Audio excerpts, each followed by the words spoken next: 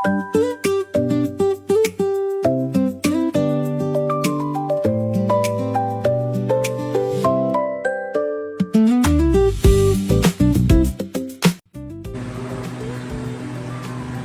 सगळ्यांनो, मी आशाची शिदोरीतून बोलते.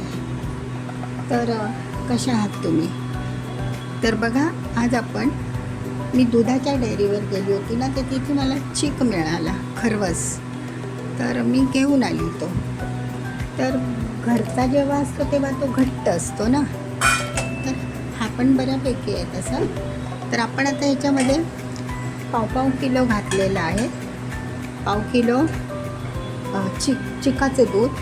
आणि तर त्याच्यामध्ये मी 2 पार्ट करणार आहे. एक गुळाचा करणार आहे आणि एक साखरेचा करणार आहे. तर हा जास्त प्रमाणात आहे तो गुळाचा, आणि साखरेचा हा थोडासा. तर त्याप्रमाणेच आपण दूध मिसळूया. बघा, तर ह्यामध्ये मी आता एक अर्धा पेला दूध टाकलं आहे, आणि थोडंसं जास्त वाल्यामध्ये. तर आता आपण काय करायचं, हा असा गूळ मिसळला.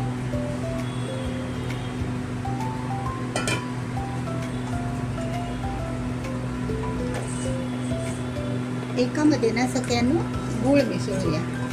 बघा, असं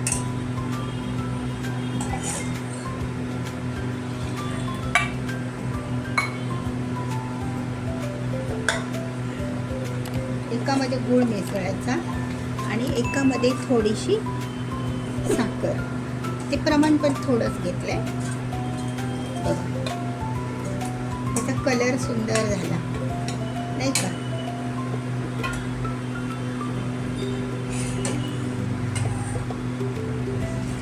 आणि थोडा केशरी गूळ घातला ना, त्यामुळे कलर चांगला येतो केशरी गुळाने.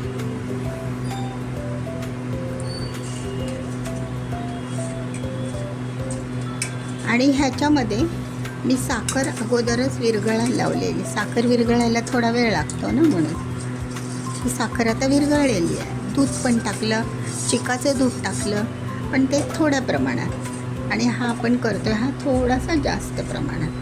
आता ह्याच्यामध्ये आपण वेलची पावडर मिक्स करूया. बघा, छोटा चमचा वेलची. आवडत असेल तर टाका, किंवा ओल्या नारळाचं दूध टाकलं तरी पण चालतं. आता वेलची पावडर टाकली आहे. आता हे चांगलं एकजीव करून घ्यायचं, दूध आणि गूळ आणि चिकाचं दूध असं.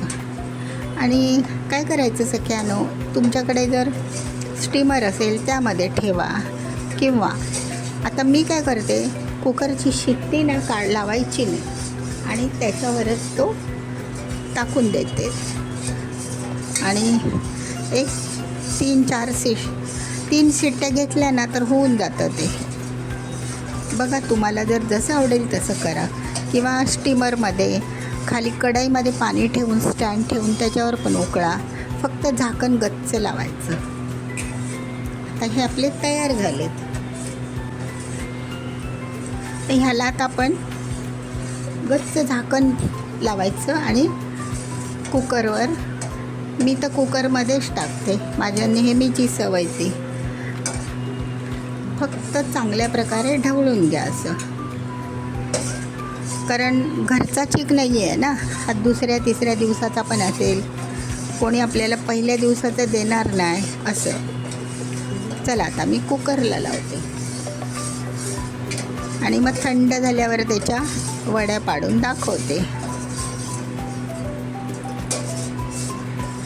असं एकसारखं एकजीव करून घ्यायचं, आणि मग शिजायला ठेवा कुकरमध्ये कसं लावायचं बघा. असा मोठा कुकर आहे माझ्याकडे, तुमच्याकडे छोटा असेल तरी पण चालेल. त्याच्यावर काय करायचं,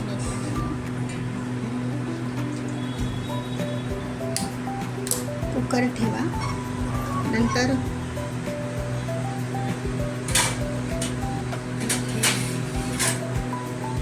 असं गच्च झाकण लावा.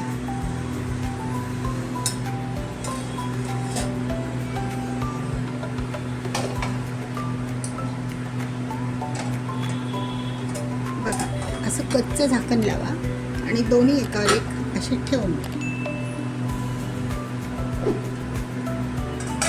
गच्च झाकण लावून.